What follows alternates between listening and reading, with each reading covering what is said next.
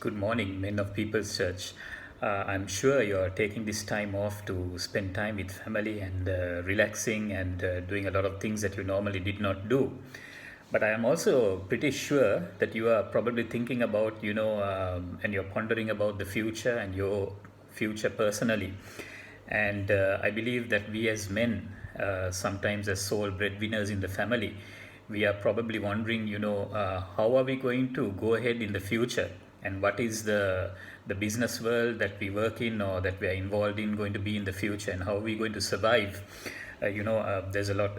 This outbreak has brought unprecedented, really unprecedented uncertainty, not only into the business world but also into people's lives. If you really look at it, right now the US dollar is at 190, and the prediction is that it would go even further. The stock markets globally have crashed, and we see that the business that I work in, orders from foreign customers have already been cancelled or put on hold. We also see local businesses are really finding it hard to turn cash. So this is basically unprecedented in a sense. And the company that I work for, we are already talking about cutting salaries, and sometimes even up to the degree of about 60% of the higher levels of staff. We are also looking at areas that are not important, and we're trying to see if we can cut staff. We are also looking at serious cost cuts, and the cutting of benefits. And this is the only way companies can survive. Now, the question is, personally for me, this is going to be a time where we are as Christians, we are going to be put under serious pressure. And I think we need to stand firm, and we need to prepare during this time to stand firm. And this morning when I was praying and asking God, God, what should I be doing? And how should I maneuver myself through this? I believe God led me to a passage in Colossians chapter 3, verses 22 to 25, which I would like to briefly share with you. It says something like this. It's Paul writing to the Colossian church and giving some instruction to the Christian household. And in that passage, he talks a little bit about how we as employees should actually look at things, and how we should do things in our lives. So it says, slaves, obey your earthly masters in everything you do. Try to please them all the time, not just when they are watching you. Serve them sincerely because of your reverent fear of the Lord. Work willingly at whatever you do, as though you are working for the Lord rather than for people. Verse 24, remember that the Lord will give you an inheritance as your reward, and that the master you are serving is Christ. And then verse 25, it says, but if you do what is wrong, you will be paid back for the wrong you have done, for God has no favorites. I believe this passage is talking to me about 4 areas. Firstly, it's talking about the fact that we work for earthly masters, right? And during this time, those masters are going to be under serious pressure. And it's telling us we need to get down there and work hard. We need to roll our sleeves up. We need to basically put in the extra hour, and we need to work as hard as we can. Now, if you're the kind of ice kind of guy, and who likes to take things easy, this is not the time to take it easy. We need to be we cannot be a part of the problem, but we need to be a part of the solution. Secondly, it's talking about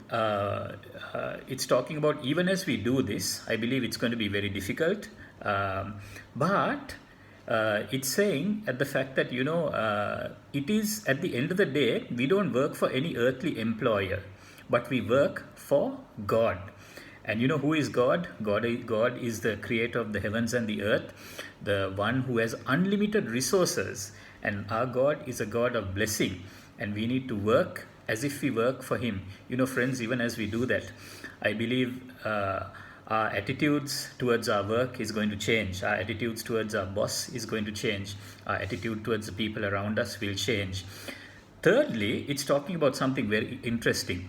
It's talking about, at the end of the day, someone is going to bless us. And who is going to bless us? The Lord will give us an inheritance even as we serve Him.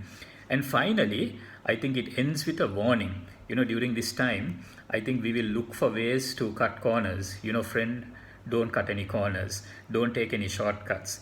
Don't try to take any bribes or, do things like this.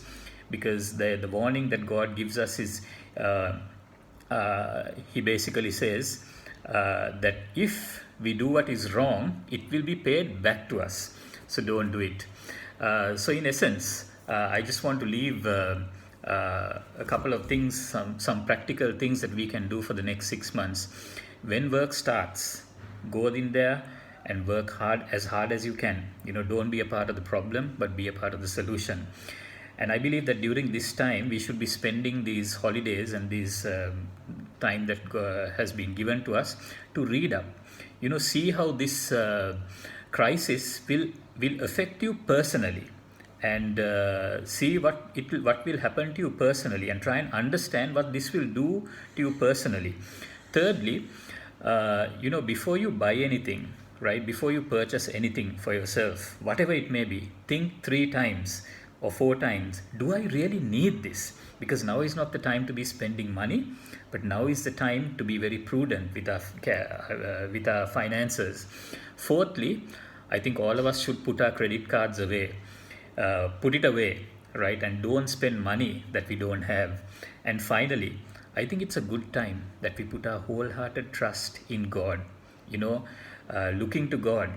And I believe that the Word of God will challenge us, the Word of God will see us through.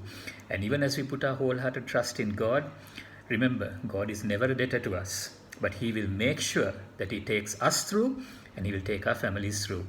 So I would like to leave this word with you, and God bless you during this time. And my sincere prayer is that God would help you stand firm and stand strong. God bless you.